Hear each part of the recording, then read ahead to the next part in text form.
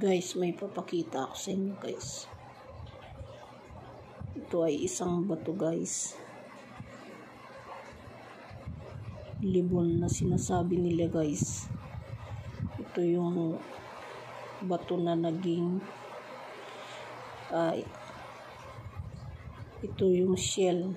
Yung parang shell na maliliit guys. Yung parang suso na naging bato guys. Alam nyo guys oh. Yan yung pit nyo.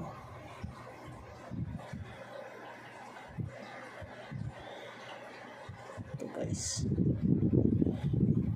Kung may ganito daw kayo guys, swerte. Dahil ito ay isang klase ng suso na naging bato guys. Tingnan nyo guys. Pupukpuk ko siya. Diba guys? Pag may ganito daw kayo guys, protection daw ang ibig sabihin. Poprotektahan niya kayo guys sa anong klase ng disgrasya o anumang klase ng kapahamakan. Mga masasamang tao guys. Halimbawa guys, pupunta ka sa isang lugar at may panganib na nangyayari o mangyayari pa lang ay hindi matutuloy guys kung may hawak kayong ganito guys. Sa mga naniniwala guys ay mag-subscribe lang guys. Kung hindi kayo naniniwala, okay lang guys.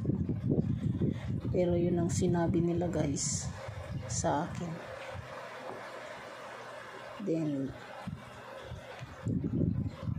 ang Panginoon pa rin ang ating paniwalaan guys at malakas na panangga natin guys.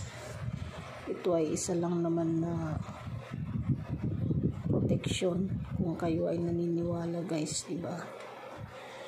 Ito rin ay pampaswerte guys sa ating buhay. Gawin nyo lang tama guys. Huwag nyo gawin sa masama kung may hawak kayong ganito guys. Basta ang alam ko guys, swerte ang may hawak na ganito dahil rare lang ang ganito guys, diba? Rare. Hindi tayo nakakakita sa daan ng ganyan guys. Kaya kung may ganito kayo, alagaan nyo guys. Babad nyo sa tubig. Tubig ulan, mas maganda guys.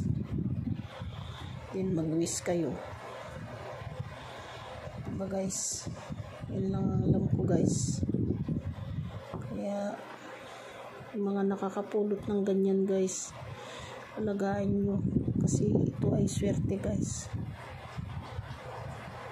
Ayan guys, oh, diba ang ganda? Para siyang suso guys, diba? Ayan.